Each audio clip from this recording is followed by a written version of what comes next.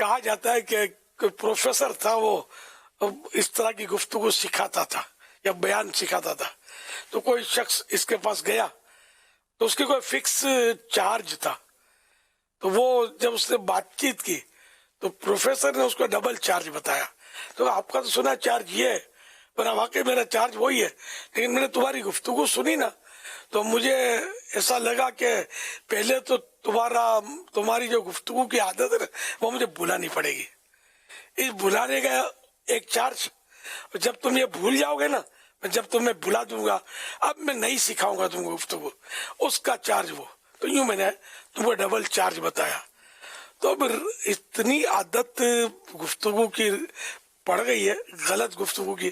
جیسے بعضوں کی گفتگو جو ہوتی ہے نا وہ جارحانہ، اچھا اس کا انداز ہی جارحانہ ہوتا ہے، اس کو لاکھ سمجھاؤ اور اس کا نکلے گا یہ انداز ایسا. تو یہ ہے پرابلم. کسی کا انداز خوش نصیب کا ہوتا ہے کہ وہ حکیمانہ انداز اور مبلغانہ انداز، یعنی سمجھانے والا انداز ہوتا ہے. ورنہ تقریباً گھروں کے ماحول اس طرح کے رفنیس، جس کو بولتے ہیں رف ٹاکنگ ہوتی ہے. دوستوں میں خاص کر رف ٹاکنگ، استاد شاگرد کے ساتھ رف ٹاکنگ کر رہا ہوتا ہے. یہ سب کو سمجھ نہیں پڑتی کہ رف ٹاکنگ ہو رہی ہے، ہو رہی ہوتی ہے. جارحانہ انداز ہوتا ہے، سب کو سمجھانا آتا نہیں ہے. ابھی اگر ٹریننگ وغیرہ ہوتی ہے یہ ٹیچروں کی اور اس طرح، لیکن پرانی عادتیں آدمی بعض اوقات بھولتا نہیں ہے، تو اس کی وہ باتیں نکل ہی جاتی ہے اس کے منہ سے اور نقصان ہو بھی جاتا ہے. اس کو احساس بھی نہیں ہوتا کہ میرے 2 لفظ نے اگلے کا دل توڑ دیا، میرے 1 لفظ نے اگلے کو مایوسی کے غار میں دھکیل دیا. تو اس کو سمجھ نہیں آتی، یہ اپنے حال مست ہوتا ہے.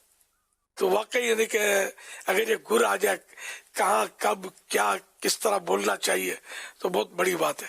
لیکن یہ ہے بہت صبر آزما مرحلہ. قفل مدینہ اگر کوئی لگائے نا تو اگر اس طرح کی باتوں کی عادت نہ بھی ہو اور عادت رف گفتگو کی بھی ہو تو بہت ساری خرابیوں سے بچ تو جائے گا.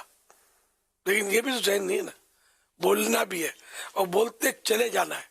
ضرورت ہے نہیں ہے اس کی کوئی مطلب ہے کہ شدھ بدھ ہوتی نہیں ہے، بولنے کی خاطر بولنا ہوتا ہے تو بولتے چلے جاتے ہیں. دنیا بھر میں سیکھنے کے لیے کوششیں تو لوگ کرتے رہتے ہیں، کچھ نہ کچھ طرح طرح کے علوم سیکھتے ہیں. ہر بات چیت بھی سیکھنی چاہیے. اور اب تو ماشاءاللہ مکتبۃ المدینہ نے گفتگو کے آداب نامی ایک کتاب بھی ہمیں دی ہے، تو اس کو پڑھیں، اس کا درس دیں، اس پر غور کریں.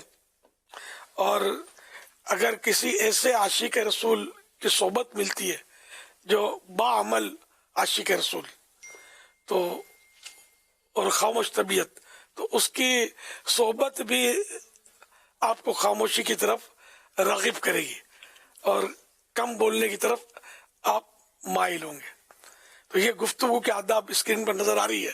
اس میں 2 باب ہیں، گفتگو کے آداب اور فضول باتوں سے بچنے کی فضیلت.